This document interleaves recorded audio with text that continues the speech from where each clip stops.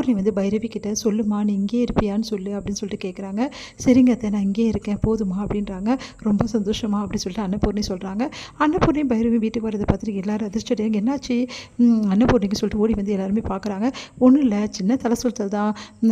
நம்ம வந்து பைரவி தான் என்னை கூட்டிகிட்டு போயிட்டு காமிச்சிட்டு வந்தா எவ்வளோ அக்கறையாக என்னை பார்த்துக்கணும் தெரியுமா அப்படின்னு சொல்லிட்டு எல்லாருக்கிட்டே சொல்கிறாங்க. அப்படியா அப்படின்னு சொல்லிட்டு சரி வாங்க அம்மா வாங்க பெரியம்மா நான் உங்களை பார்க்குறேன்னு ஐயோ செக் பண்ணால் கண்டுபிடிச்சிடுவான் இவன் அப்படின்னு சொல்லிட்டு இல்லைப்பா எனக்கு ஒன்றும் பிரச்சனை இல்லை நல்லா தான் இருக்குது அப்படின்னு சொல்லிட்டு நீ வா பைரவி போகலான்னு சொல்லிட்டு போகிறாங்க. ஒன்றும் யோசிக்காமல் சிவா வந்து அப்படியே பார்த்துக்கிட்டே இருக்காரு. யோசிச்சுட்டு அடுத்து வந்து இங்கே என்ன பண்ணுறாங்க சிவா வந்து மெடிக்கல் கவுன்சிலிங் வந்து கூப்பிடுறாங்க.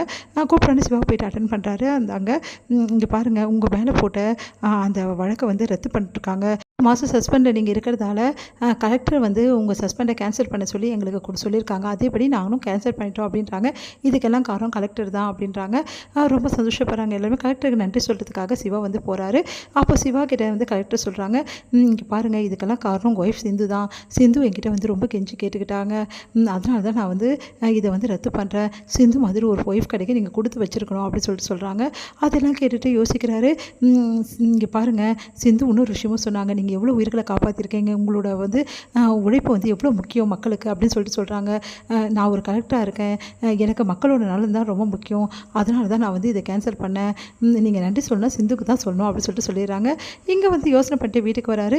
உன்னை அவங்க அம்மா ஓடி வந்து உன்னோட அந்த ஆர்டரை வந்து கேன்சல் பண்ணிட்டாங்களாமே நீ இதுக்கப்புறம் டாக்டரை ப்ராக்டிஸ் பண்ணாமேப்பா இதுக்கெல்லாம் காரணம் வந்து ஸ்னேகாவும் அவங்க அப்பாவும் தானே அப்படின்னு அப்படியே பார்க்குறாங்க. உடனே வந்து அன்னபூர்ணி இதுக்கெல்லாம் காரணம் அவங்க 2 பேர் கிடையாது. இதுக்கெல்லாம் காரணம் சிந்து தான் அப்படி சொல்கிறாங்க.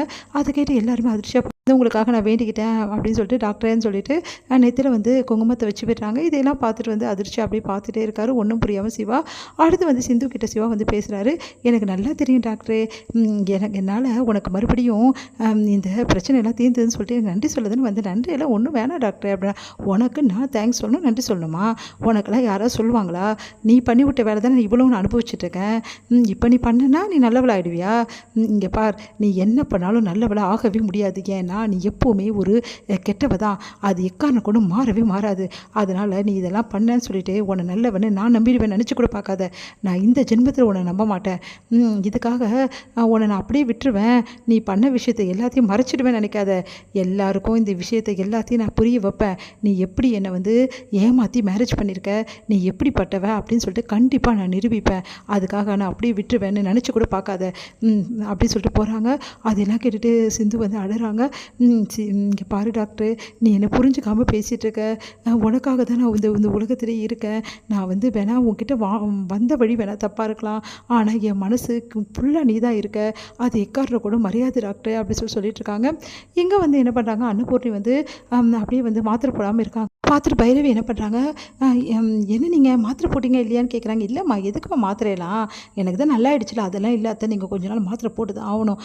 சரி நீங்கள் சாப்பிட்டீங்களா இல்லைம்மா ஒன்றும் நேரத்தோடு சாப்பிட மாட்டிங்களா இருங்க நான் போய் எடுத்துகிட்டு வரேன்னு சொல்லிட்டு எடுத்துகிட்டு வந்து கொடுக்குறாங்க. சாப்பிடுங்க அத்தை அப்படின்றாங்க.